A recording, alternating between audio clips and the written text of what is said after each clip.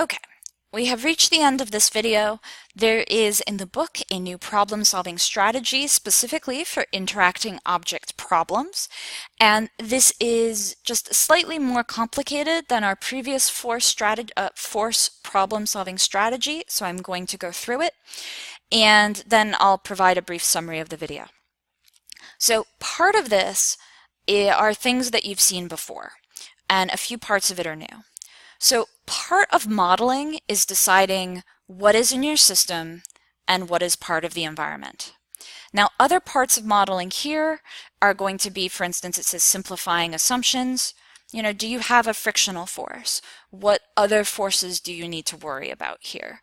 So part of your models will be maybe a friction force, and as we talk about other forces later on, those might pop up here as well. So next, visualize. We now actually have 3 different pictures that you might draw, or possibly more. First, you might draw a sketch, and this is pretty common to draw. Everyone does that. But you don't necessarily want to stop there. And remember that a sketch is separate from a free body diagram. Make sure that you're defining your coordinate system, and the coordinate system should be the same in everything that you actually are identifying. So if you do a sketch and a free body diagram and a plot, your coordinate system should agree in all of them. Please make sure to define your symbols, list your acceleration constraints. Ooh, that's new, right? So think about your acceleration constraints when you're drawing the problem and identify what the problem is trying to find. Always good. So next, the next type of picture, so we had one here which was the sketch. The next visualization is the interaction diagram. And that was when you went and identified what was part of the system and what was part of the environment. And this is again helpful in that you can use this to identify your forces on each object. Remember that now we're talking about multiple objects, and you want to identify your action-reaction pairs, your Newton's third law pairs. Again, the reason you do that is so that you know which forces must have the same magnitudes, and you make sure that you haven't lost any forces. Now you're drawing your free body diagrams, and you should draw a free body diagram for each object. Again, be careful between distinguishing the forces on an object and the forces that your object is actually an agent of. Again, your Newton's third law pair of forces must act on different objects. So make sure that you are identifying that correctly, and what helps is when you connect the force vectors of action-reaction pairs with dashed lines, and the free body diagrams in the book always do this. It's a really nice practice, again, to make sure that you're not misidentifying any forces. So that so far is just the modeling and the visualization. But again, this is where the most important physics is happening. That after this, you are largely just doing math. And while math is good, this isn't a math class. So now for solving, it says first use Newton's second and third laws. So I'm not actually a big fan of making students memorize which is which. So the third law was saying that you know the magnitude of B on A is equal, but the direction is opposite to A on B, your forces. So that's your equal and opposite force. Newton's second law is telling you that F net equals MA, where this is a vector and that is a vector, and that means you can break it into your components, x and y, and do that separately. If you know your object is in equilibrium, that means it's not accelerating, and that means your net force is 0. So thinking back to your modeling, once you are to this part, or initially, you might realize that your model includes an equilibrium model, or it might include a constant acceleration or a constant force model.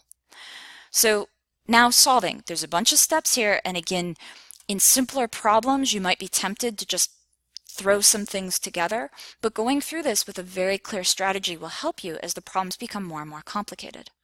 So you want to make sure that you write the equations for Newton's second law for each object. And again, you are using here your free body diagram. So ideally, everything you need is on your free body diagram so that you can just write down your Newton's second law equation for that. And remember, do this in, say, x and y separately. What's happening in x and what's happening in y are completely separate. Now, equate the magnitudes of action-reaction pairs. That's the idea of saying that instead of these being two completely separate forces, we can just call it maybe F push as your magnitude. But be careful is that you're only equating the magnitudes. You should have gotten the directional information from your free body diagram. Then you get to simplify further using acceleration constraints, friction model, other things you know. And again, note that here we had a friction modeling. So the modeling step did include other things, but all of the force models that we've already met also play into this. Then finally, if we need velocities and position, we use kinematic equations, where again our model has to do with constant acceleration or uniform motion if it's a zero acceleration problem. Finally, you should always check your units and significant figures. Make sure it is reasonable. I realize that something like newtons, like how hard are you pushing, is fairly hard to have a sense for, but velocities and accelerations you should have some intuition for by this point. And make sure you've actually answered the question. This can happen especially with forces or accelerations with multiple objects. If you've been asked the acceleration of block A, make sure you haven't actually calculated the acceleration of block B. Using careful notation and subscripts will be one way to do that. Okay, this video has presented the final touching details of Newton's third law, even though much of it was presented in previous videos. And the statement that again is really important to know is that your action-reaction forces occur in a pair. I'll also call those Newton's third law pair forces. They're equal in magnitude, but the accelerations may be different, and that's because of mass. And again, you can think of the ball and the earth. The forces are equal due to gravity, however, the accelerations are very, very different. Make sure you can identify when objects are accelerating together. We call that an acceleration constraint, and that will happen when they are physically in contact or if they're tied together by a rope. So that will be explored more in the next sequence of videos on pulleys and ropes.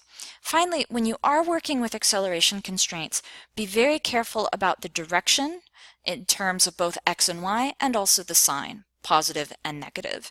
If you're very careful with this, then in the end, if you get minus signs, that simply tells you that you assumed the wrong direction initially, but it's not wrong in that you've done anything wrong. The minus sign at the end just tells you, oh, it goes the opposite way. No big deal.